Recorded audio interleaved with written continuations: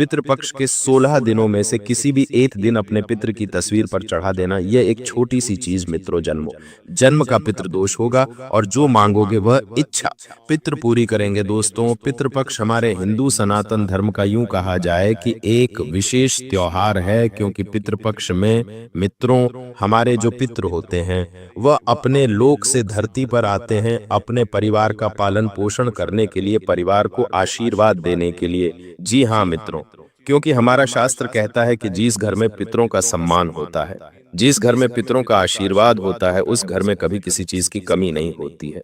देखिए, पितृपक्ष बहुत ही महत्वपूर्ण पर्व है। लोग पितरों को प्रसन्न करने के लिए बड़ी बड़ी पूजा पाठ करते हैं, बड़े बड़े हवन करते हैं और ना जाने कितने ही तरह के जतन करते हैं। लेकिन दोस्तों, आज के इस वीडियो में आपको मैं जो एक छोटी सी चीज बताने वाला हूं, उस चीज को यदि आपने पितृ की तस्वीर के आगे रख दिया तो फिर आपकी जिंदगी धन्य हो जाएगी। देखिए दोस्तों, हर हिंदू धर्म के हर घर में पितृ की तस्वीर लगी रहती है। पितृ की तस्वीर का भी हमारे सनातन धर्म में बहुत महत्व बताया गया है। कहते हैं कि पितरों का तर्पण करने के लिए घर में पितरों की उपस्थिति के लिए पितरों की तस्वीर लगाई जाती है और उस तस्वीर को देखकर उन्हें याद भी किया जाता है। जी हाँ, तो देखिए, आज इस वीडियो में मैं आपको जो चीज बताऊंगा वह चीज कोई लाखों करोड़ों रुपए की नहीं है, वह चीज आपको आपके घर में ही मिल जाएगी। लेकिन दोस्तों, इस उपाय को जानने से पहले आपको कुछ विशेष नियमों का भी पालन करना पड़ेगा, क्योंकि बिना नियम बरते तो यह उपाय कभी सफल हो ही नहीं सकता है। इसलिए इस श्राद्ध पक्ष के कुछ विशेष नियम और कुछ विशेष सावधानियां भी जानना आप लोगों के लिए बहुत जरूरी होगी। दोस्तों, मैं जानता हूं आप सभी का वक्त बहुत कीमती है, तो आज मैं आपका ज्यादा कीमती वक्त नहीं लूंगा। वीडियो की तरफ बढ़ने से पहले आप सभी इस छोटी सी वीडियो को लाइक कर दीजिए और कमेंट बॉक्स में मित्रों ओम पितृ देवता नमः अवश्य ही लिख देना।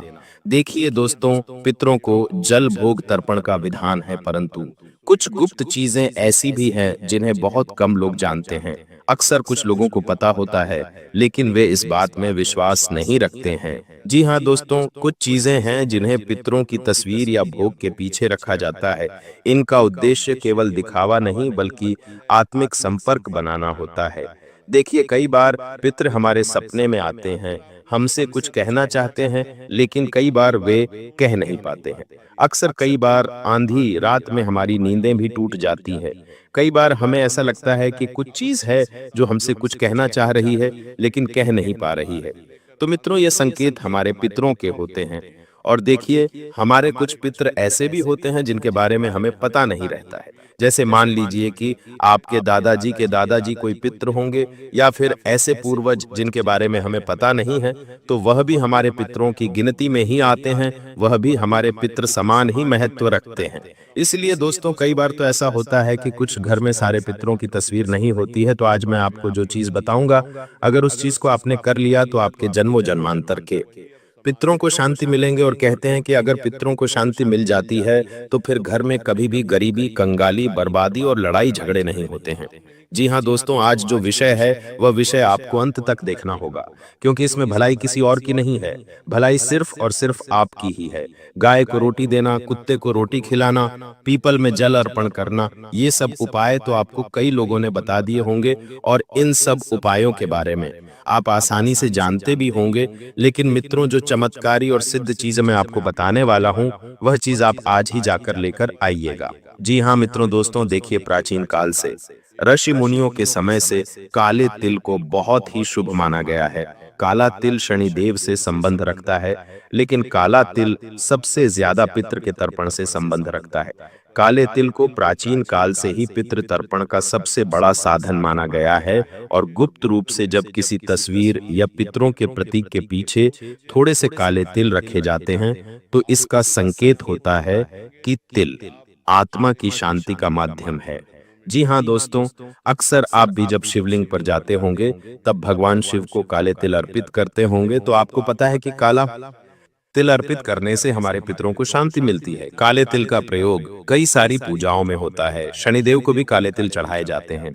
तो मैं आपको बताता हूं कि काला तिल क्या करता है कि यह आत्मा की शांति प्रदान करवाता है। तिल से निकलने वाली सूक्ष्म ऊर्जाएं पितरों को सीधा आकर्षित करती है। और हमारे शास्त्रों में तो ये भी कहा गया है कि तेलानाथ परम दान नास्ति पितृ पूजनम, अर्थात अगर कोई इंसान पितृ की पूजा नहीं करता है, किसी इंसान को अपने घर परिवार के किसी पितरों की तिथि याद नहीं है कि वह किस दिन स्वर्गवासी हुए थे, किस दिन उन्होंने इस दुनिया को छोड़ा था, तो कई बार देखिए मित्रों, मैंने आपको बताया है कि हमारे जो पितृ होते हैं वह कहीं पुराने पुराने होते हैं। अगर कोई इंसान हमारे घर में मृत्यु लोक को चला जाता है, उसकी मृत्यु हो जाती है, तो देखिए वह आगे चलकर हमारा पितृ ही कहलाएगा। तो देखिए ये तिल पितरों और वंशजों के बीच अदृश्य सेतु बनाता है, इसलिए इसे तस्वीर के पीछे छुपा कर रखा जाता है ताकि बाहरी लोग ना देखें, क्योंकि यह निजी संवाद का माध्यम है। जी हाँ, अब दोस्तों देखिए, कई लोग पितरों की शांति के लिए गया जी जाते हैं, हरिद्वार जाते हैं, उज्जैन जाते हैं, बनारस जाते हैं। कई सारे लोग आज के समय में पितृदोष के कारण परेशान हो रहे हैं। किसी के विवाह में दिक्कतें आ रही है, किसी को संतान सुख नहीं मिल रहा है, किसी के ऊपर बहुत ज्यादा कर्ज बढ़ गया है, तो कोई नौकरी के लिए दर दर के ठोकर खा रहा है, किसी का वंश नहीं बढ़ रहा है, एल और वंश पूरी तरह से बिगड़ गया है। हर वक्त छोटी छोटी चीजों के लिए घर में लड़ाई झगड़े हो रहे हैं, कोई एक दूसरे से प्यार से बात नहीं करता है, मान सम्मान नहीं करता है। जी हाँ दोस्तों, देखिए हमारे इस शास्त्र में सिर्फ एक ही नहीं बल्कि ऐसी कई सारी चीजें बताई गई हैं जो पितृदेव से संबंध रखती है और पितरों की तस्वीर के पीछे छुपाई जाती है, तस्वीर के आगे रखी जाती है, भोग में अर्पित की जाती है। अब देखिए मित्रों की पितृपक्ष के 16 दिनों में जो हमारे पितृ होते हैं, जिस तिथि को उनका देहांत होता है, वही तिथि पितृपक्ष की तिथि में आती है। तो उस दिन हम उन्हें याद करते हैं, उनके नाम का खाना निकालते हैं, उन्हें भोग लगाते हैं और उनका तर्पण भी करते हैं उनका आशीर्वाद पाने के लिए। जी हाँ मित्रों, कहते हैं कि पितृ की तस्वीर के पीछे हमें एक छोटा सा जल का पात्र भी रखना चाहिए। इसका पीछे का कारण क्या है, ये मैं आपको बताता हूँ।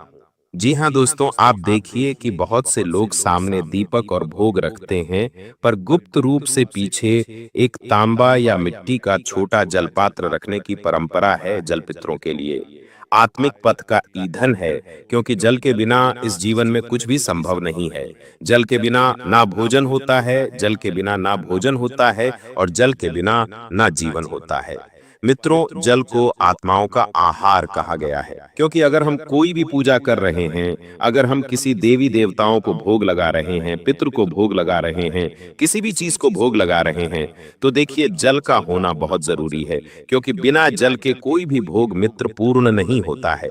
देखिए जल की तरंगें पितरों को सहजता से यहाँ आने का मार्ग देती है, क्योंकि कहते हैं कि पितृ भी धरती लोक पर तभी आते हैं जब उनके वंशज उन्हें याद करते हैं, उन्हें बुलाते हैं, तभी यमलोक से पितृदेव को धरती लोक पर भेजा जाता है।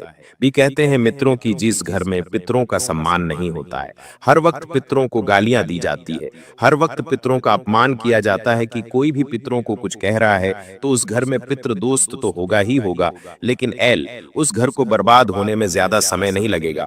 कई सारे लोगों की आदत होती है कि जब घर में कई बार लड़ाई झगड़े होते हैं, घर में कई बार छोटी छोटी तो जब बातें होती हैं, तब क्या करते हैं कि पुराने लोगों को याद किया जाता है, उन्हें अपशब्द बोले जाते हैं कि अरे ये तो इस दुनिया से चले गए, इनकी वजह से आज मेरे घर में ये हो रहा है, आज मेरे घर में वो हो रहा है। जाने वाले चले जाते हैं, लेकिन पीछे बेवजह के लड़ाई झगड़े और कलश छोड़कर चले जाते हैं।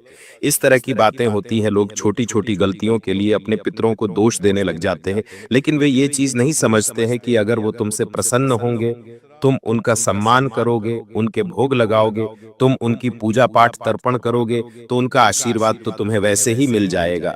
लेकिन अगर तुम उनका अपमान करोगे, तो देखिए पितृ दोष जो है वह साधारण दोष नहीं है। एक बार शनि दोष को ठीक किया जा सकता है, ग्रह दोष को ठीक किया जाता है, काल सर्प दोष को भी ठीक किया जा सकता है, लेकिन पितृ दोष जो होता है यह सिर्फ एक दोष नहीं है।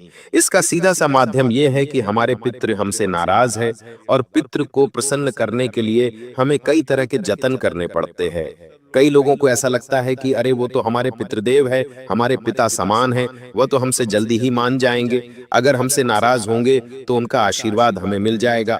लेकिन देखिए किसी इंसान को अगर आप बार बार तकलीफ देंगे, किसी इंसान का बार बार ठेस पहुंचाएंगे, जबकि वह इंसान इस दुनिया में है ही नहीं, तो उस इंसान को कितना बुरा लगेगा।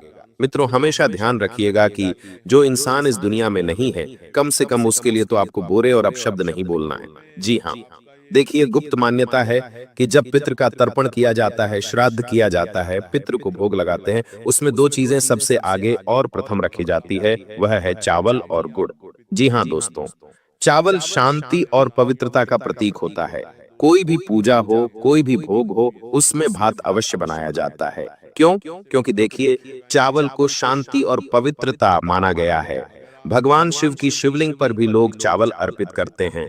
कोई भी पूजा हो गई, छोटी से छोटी या बड़ी से बड़ी, तो उसमें चावल का प्रयोग जरूर किया जाता है, क्योंकि अक्षत के बिना कोई भी पूजा अधूरी मानी जाती है और गुड़ मिठास और प्रेम का प्रतीक है। देखिए दोस्तों, जब इन्हें तस्वीर के पीछे रखा जाता है तो ये संकेत होता है कि हम अपने पितरों से केवल आशीर्वाद ही नहीं बल्कि मधुर रिश्ते की निरंतरता भी चाहते हैं, क्योंकि अगर पितरों से तुम्हारे संबंध मजबूत होंगे, पितरों से तुम्हारे संबंध बहुत अच्छे होंगे, तो देखिए, पितृ तुम्हें कभी किसी चीज के लिए नहीं सताएंगे। हर छोटी से छोटी और हर बड़ी से बड़ी चीज तुम्हारे कदमों में लाकर रख देंगे।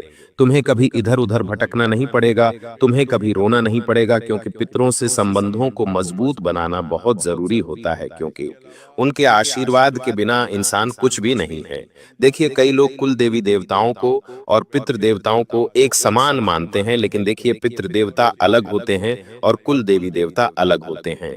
पितृ देवता कौन होते हैं? जो इस दुनिया में नहीं है, जो यमलोक में पधार गए हैं, हमसे बिछड़ गए हैं, हमसे हमेशा हमेशा के लिए दूर हो गए हैं, उन लोगों को देखिए पितृदेव कहा जाता है। और कुल देवी देवता कौन होते हैं? कि हमारे जो पुराने लोग थे, हमारे जो बड़े बुजुर्ग थे, दादाजी के पिताजी या दादाजी के दादाजी, ऐसे पवित्र और पूर्वज लोग जो हम हमारे जन्म होने से पहले ही किन देवताओं की पूजा करते आ रहे हैं, तो वे जानते हैं कि हमारे कुल देवी या हमारे कुल देवता कौन है। कुछ लोगों के कुल देवता भैरू जी होते हैं, कुछ लोगों के कुल देवता माता जी होती हैं। तो देखिए, पितृ देवता और कुल देवताओं में भी बहुत फर्क है, क्योंकि कुल देवी देवता तो आज भी इस धरती पर विराजमान हैं, जो हमारे घर की रक्षा करती है और हमारे घर में हमेशा निवास करते हैं। अक्सर आप भी अपने घर में अपने किसी कुल देवी देवताओं की तस्वीर लगाकर रखते ही होंगे। बहुत सारे घरों में अक्सर ऐसा देखा गया है कि लोग कुल देवी देवताओं की तस्वीर रखते हैं, पितृदेव की तस्वीर रखते हैं, लेकिन ये सवाल कई सारे लोगों के मन में आता भी होगा कि गुरुजी, क्या पितृदेव और कुल देव समान है? लेकिन ये दोनों अलग अलग है, क्योंकि पितृदेव तो दुनिया में नहीं है, लेकिन उनका एक अंश हमारे साथ आज भी मौजूद है और हमें यह एहसास दिलाता है कि पितृ हमसे नाराज है या पितृ हमसे प्रसन्न है, और कुल देवी देवता तो अलग चीज है। साथ ही दोस्तों, देखिए, पितृपक्ष केवल पूजा पाठ का पर्व नहीं है, पितृपक्ष केवल पितरों की शांति दिलाने का पर्व नहीं है, बल्कि हमारे और हमारे पूर्वजों के बीच संवाद का माध्यम है। पितृपक्ष में कई सारे पितर अपने वंशज में सपने भी देते हैं, अपने वंशज को संकेत भी देते हैं। देखिए, तस्वीर या भोग के पीछे रखे गए तेल, धूप, जल, गुड़, चावल, लौंग और सफेद फूल, ये सब दिखावे के लिए नहीं बल्कि आत्मिक पुल बनाने के लिए होते हैं। जब हम इन गुप्त वस्तुओं को श्रद्धा से रखते हैं तो हमारे और पितरों के बीच एक आत्मिक बंधन सुदृढ़ होता है, और यह बंधन हमारे जीवन में शांति और समृद्धि की सुरक्षा लाता है। दोस्तों देखिए, पितरों को गुप्त चीज चढ़ाने का रहस्य क्यों है? प्रश्न उठता है कि ये चीजें खुले में क्यों नहीं रखनी चाहिए। कारण यह है कि पितृ पूजा प्रदर्शन के लिए नहीं होती है। जब कोई वस्तु तस्वीर के पीछे रखी जाती है तो उसमें ना दिखा वाह होता है, ना अहंकार होता है, उसमें सिर्फ आत्मिक सुकून और आध्यात्मिक प्रेम होता है। देखिए दोस्तों, ये पूरी तरह आत्मिक और गुप्त भक्ति है, इसे लोगों को नहीं दिखाना चाहिए।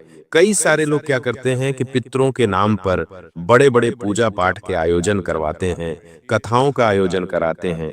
पितृ कभी दिखाव से प्रसन्न नहीं होंगे, पितृ प्रसन्न होंगे तुम्हारे मन के द्वारा किए गए पापों की माफी मांगने से। देखिए, पितरों को कभी भी हमें नीचा दिखाने का प्रयास नहीं करना चाहिए, पितरों को हमेशा सबसे ऊपर रखना चाहिए। और आप सभी को बता देते हैं कि पितरों का आत्मिक संबंध कैसे है। जब कोई वंशज श्रद्धा से किसी वस्तु को पितरों को अर्पित करता है तो उस वस्तु से निकलने वाली तरंगे सूक्ष्म लोक तक जाती है और पितृपक्ष के समय आत्माओं का मार्ग खुला होता है। आत्माएं धरती पर आती है और धरती से वापस जाती है, इसलिए वे इन तरंगों को तुरंत ग्रहण करते हैं। और तस्वीर के पीछे छुपाकर वस्तु रखने का अर्थ यह है कि यह अर्पण दिखावे के लिए नहीं, बल्कि गहराई से आत्मिक संवाद के लिए है। देखिए, पितृभोग के पीछे सफेद फूल भी रखना बहुत ज्यादा महत्व रखता है। अक्सर लोग पितरों को माला पहनाते हैं, पितरों को कंठी पहनाते हैं, पर एक गुप्त रीति है कि भोग की थाली के पीछे या तस्वीर के पीछे सफेद फूल छुपाकर हमेशा रखना चाहिए। सफेद फूल शांति और मोक्ष का प्रतीक है। यह संकेत है कि हम पितरों की आत्मा को परम धाम की ओर अग्रसर देखना चाहते हैं। हम नहीं चाहते हैं कि हमारे पितरों की आत्मा इधर उधर भटकते रहे। हम नहीं चाहते हैं कि पितरों की आत्मा को कष्ट हो, पितरों की आत्मा को तकलीफ हो। हर इंसान क्या चाहता है कि पितरों को जल्द से जल्द मोक्ष की प्राप्ति हो, आत्मा को परम धाम की ओर अग्रसर दिलवाएं, ताकि हमारा जो भी कर्ज रहे पितरों पर वह पूरा हो जाए। देखिए, कई बार इंसान के ऊपर पितरों का कर्ज भी होता है, और जब वंशज उन कर्ज का जल्दी से जल्दी पुण्य नहीं करता है तो फिर वह कर्ज बढ़ता जाता है। जी हाँ दोस्तों, पितृ और अग्नि का रहस्य भी बहुत महत्वपूर्ण बताया गया है। कुछ परंपराओं में पितरों के दीपक के पीछे 1 या 2 लौंग रखी जाती है, और लौंग में सूक्ष्म गंधी शक्ति होती है। यह शक्ति दृश्य आत्माओं को आकर्षित करती है, क्योंकि आत्माएं कभी दिखाई नहीं देती हैं, वह अदृश्य होती है। और पितृपक्ष में तो पितरों की आत्मा ही हमारे घर के आसपास घूमती है, या हमारे घर में घूमती है, छत पे घूमती है, किसी रूम में घूमती है। देखिए दोस्तों, जब दीपक के पीछे लौंग रखी जाती है तो लौंग की कंपन आत्मिक लोक तक पहुंचती है, और साथ ही बता देते हैं कि पितृ के पीछे हमें हरी धूप यानी कि हरियाली घास रखने की भी मान्यता बताई गई है। आपने देखा होगा किस श्रद्धा ये तर्पण में डूब घास का प्रयोग होता है। यह घास गणेश पूजन में भी अनिवार्य है, परंतु ये गुप्त परंपरा है कि पितरों के भोग की थाली के पीछे 1-2 धूप की डंडियां रख दी जाती है। क्यों? क्योंकि धूप का अर्थ है अमरता और निरंतरता। दूब हमेशा बढ़ती रहती है।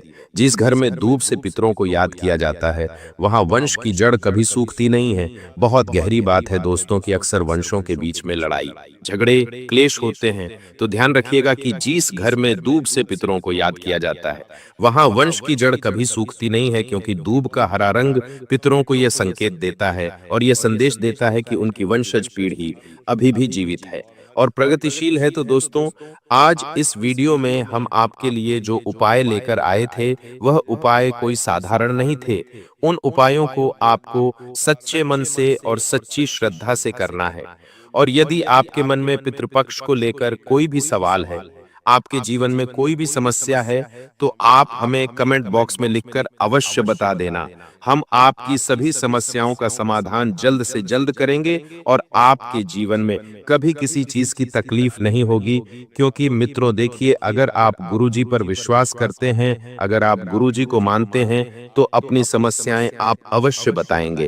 तो आशा करता हूं आप सबको यह वीडियो बहुत पसंद आई होगी। अब आप सभी इस छोटी सी वीडियो को लाइक कर दीजिए और कमेंट बॉक्स में ओम पितृ देवता नमः अवश्य ही लिख लीजिएगा।